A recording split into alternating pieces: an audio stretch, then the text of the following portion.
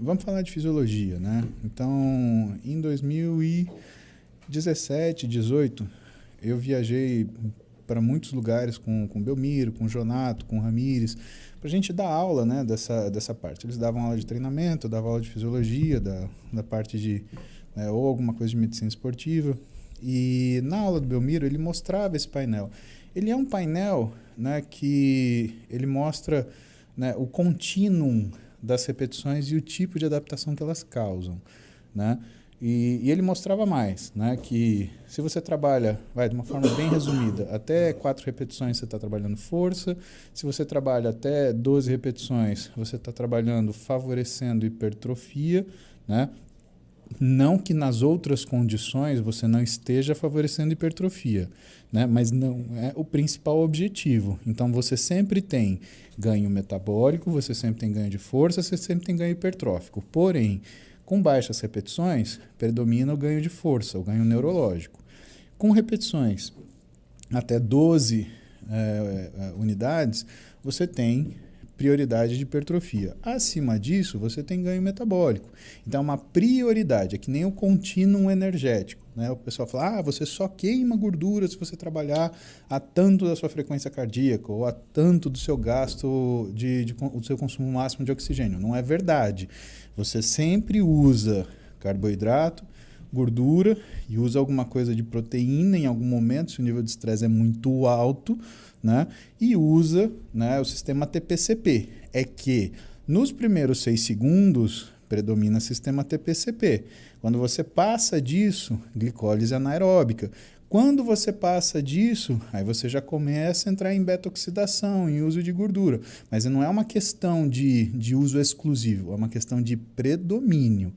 E o que o Belmiro ele dava aula muito legal também, ele falava, por exemplo, do número de repetições, do número de séries que as pessoas faziam relacionadas com aquilo que é a necessidade de um trabalho para você ganhar massa muscular. Ele mostrava uma série de trabalhos dando uma tendência para quê? O aumento do número de séries favorecesse o ganho hipertrófico.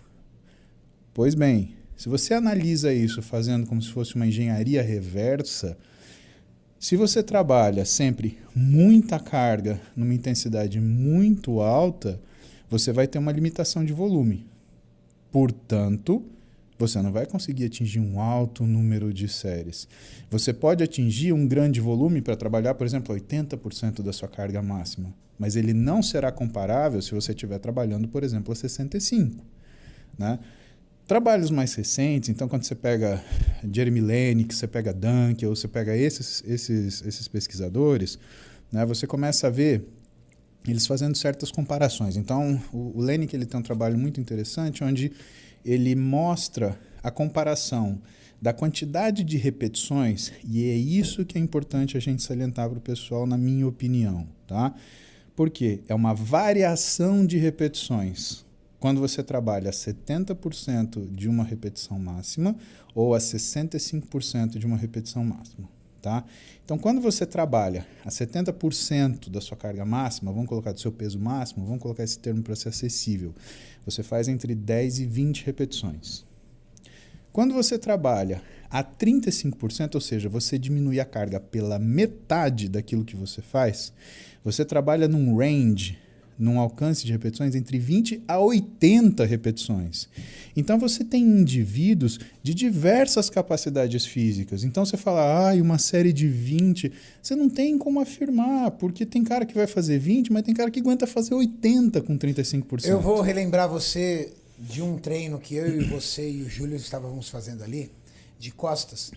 E nós estávamos trabalhando aí na casa de 10, 15 repetições. Você chegou para mim e para o Júlio e falou assim, eu gostei desse exercício, vou fazer a última. Você fez 50 repetições. Você fez 50 repetições. Lembra? Ele fez 50 repetições. Ou seja, trata-se exclusivamente de uma individualidade Sim. biológica e uma capacidade mental. Você chegou Sim. e falou assim, eu vou fazer. Sim. Até aquela hora você estava fazendo 15. Do Sim. nada você fez 50? Por quê? O range que você disse.